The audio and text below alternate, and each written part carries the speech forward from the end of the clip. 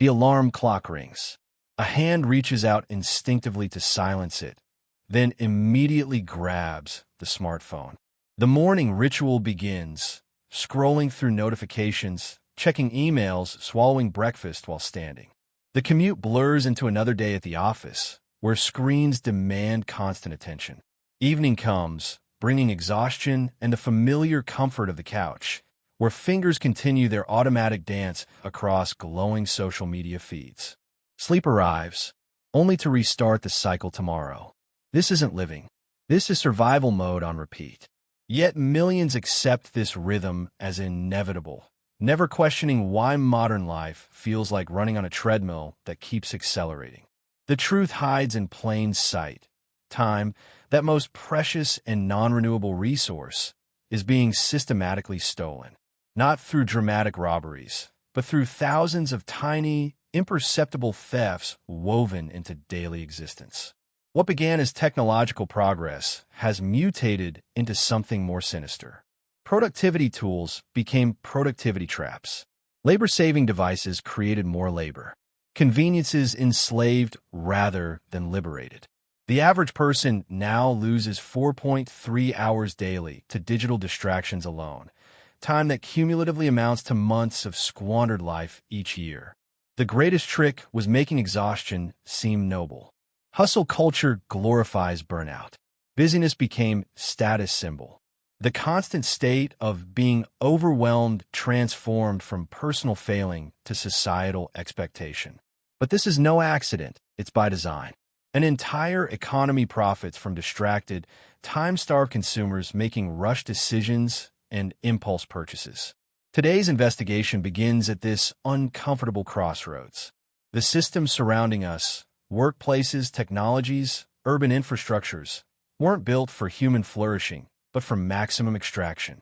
From the way cities force long commutes to how apps hijack attention spans, every element conspires to keep people running without arriving. The first step toward freedom isn't time management. It's recognizing the invisible architecture of time theft that shapes modern existence. Because only when people see the walls of their cage can they begin looking for the door. The paradox of modern life reveals itself in startling statistics. While technological advancements promise liberation from labor, contemporary workers spend more hours engaged in productive activities than medieval peasants ever did. Historical records show farmers in 14th century England worked approximately 150 days per year, while today's office workers average 240 working days, not counting unpaid overtime and constant digital availability. This inversion of progress stems from a fundamental economic truth. Time scarcity generates profit. Entire industries flourish by solving problems they help create. The fast food sector capitalizes on rushed meals, with the average American now spending just 11 minutes preparing breakfast. Ride-sharing services thrive as walking rates decline, despite urban centers being more accessible than ever. E-commerce giants report their highest sales during evening hours when decision fatigue impairs judgment. The mechanisms of this system operate with chilling efficiency. Workplace cultures equate long hours with dedication, despite studies showing productivity plummets after 50 weekly hours. Cities optimize for commercial traffic at the expense of pedestrian mobility, adding minutes to every errand. Even leisure becomes monetized. The average person spends 27 minutes daily deciding what to watch on streaming platforms, time that could be reclaimed, but instead feeds recommendation algorithms. Financial structures reinforce this cycle. The gig economy transforms spare moments into potential income streams, making true disconnection impossible. Subscription models nickel-and-dime consumers with small recurring charges that add up to significant sums, requiring constant vigilance to manage. Credit systems encourage present consumption at the cost of future freedom, binding workers to jobs they might otherwise leave. What makes this economic model particularly insidious is its self-perpetuating nature. Time poverty creates demand for time-saving services, whose costs then require working more hours to afford them. The faster life moves, the more expensive slowing down becomes. This vicious circle transforms what should be labor-saving devices into obligation-generating machines, with smartphones serving as both the prison bars and the keys, if only one remembers how to use them differently. The solution lies not in better time management, but in recognizing these systemic traps. When people understand how their minutes get monetized, they can begin reclaiming them, not through radical rejection of modernity, but through strategic non-participation in its most exploitative patterns. The economy of exhaustion relies on universal compliance. It crumbles when enough people simply stop playing by its rules. The smartphone in your pocket represents one of history's most sophisticated surveillance devices, tracking movements, recording habits, and predicting behaviors with frightening accuracy. Its glowing screen activates the same neural pathways as slot machines, delivering variable rewards through endless scrolling. Social media platforms employ teams of neuroscientists to optimize their interfaces, engineering infinite feeds that bypass conscious decision-making and tap directly into primal impulses. Notification systems manipulate perception of time through carefully designed urgency. The read at 1723 timestamp creates imagined obligations, while typing indicators manufacture artificial conversations. Email clients suggest responses not for user convenience, but to maintain engagement loops. Even the simple red badge over app icons triggers dopamine responses that reinforce compulsive checking behaviors. Workplace tools extend this exploitation beyond leisure hours. Productivity apps measure keystrokes and mouse movements, transforming human effort into quantifiable metrics. Calendar systems normalize back-to-back meetings, leaving no space for deep thought. Always-on communication channels erase boundaries between professional and personal time, with 78% of employees reporting they check work messages outside office hours. The greatest deception lies in the framing. What gets marketed as convenience and connection actually functions as extraction and control. Fitness trackers guilt users into meeting arbitrary step goals while collecting intimate health data. Smart home devices learn routines only to lock residents into predictable consumption patterns. Recommendation algorithms don't suggest content. They shape worldviews by controlling what information surfaces. These technologies don't exist to serve. They exist to harvest attention, data, and ultimately life itself. Each ping, buzz, and alert represents a tiny theft of presence, fragmenting focus into smaller and smaller pieces until sustained thought becomes impossible. The average person now checks their phone 58 times daily, with heavy users reaching 86 checks, interruptions that cost 23 minutes to recover from each time. Resistance begins with recognizing these designs not as inevitable progress, but as deliberate choices made by corporations valuing engagement over well-being. The same engineering brilliance that creates these traps could build technologies that truly empower, but only if users demand alternatives that respect rather than exploit human psychology. The machinery of perpetual exhaustion operates through an intricate network of powerful institutions, each playing their part in maintaining the status quo. Tech conglomerates invest billions annually in behavioral research, employing psychologists to fine-tune persuasive designs that keep users engaged. Smartphone manufacturers deliberately slow down older models while saturating markets with shiny new releases, creating artificial obsolescence that preys on social insecurities. Financial institutions construct debt traps with mathematical precision. Credit card companies set minimum payments at levels that maximize interest accumulation, knowing fatigued consumers will likely take the path of least resistance.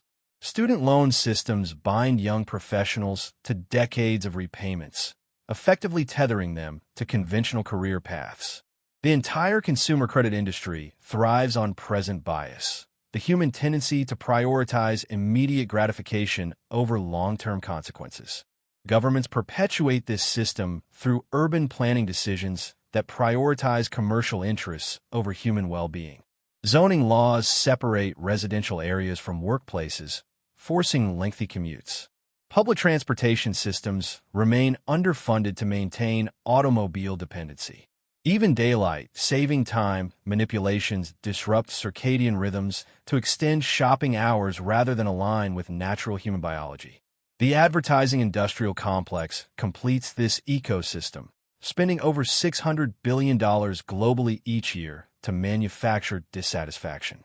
Social media influencers serve as unwitting foot soldiers in this campaign, promoting lifestyles that require constant consumption to maintain.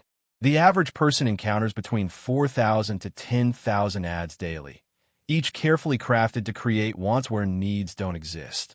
This convergence of interests forms an iron triangle of modern capitalism. Corporations that profit from shortened attention spans, financial institutions that benefit from impulsive decisions, and governments that prefer distracted citizens. The system self-perpetuates through revolving doors between these sectors, with regulators frequently drawn from the industries they're meant to oversee and policymakers relying on corporate donations that influence legislation. What appears as random aspects of contemporary life reveals itself as carefully engineered outcomes when examined closely. From a strategic placement of sugary snacks at checkout counters to the algorithms that push outrage-inducing content, every element serves to keep the population in a state of distracted exhaustion. The architects of this system understand human psychology better than their targets understand themselves, wielding this knowledge not to empower, but to extract time, attention, and ultimately, freedom itself. Breaking free from the cycle of manufactured exhaustion requires deliberate, systematic action. The first step involves reclaiming agency over time allocation.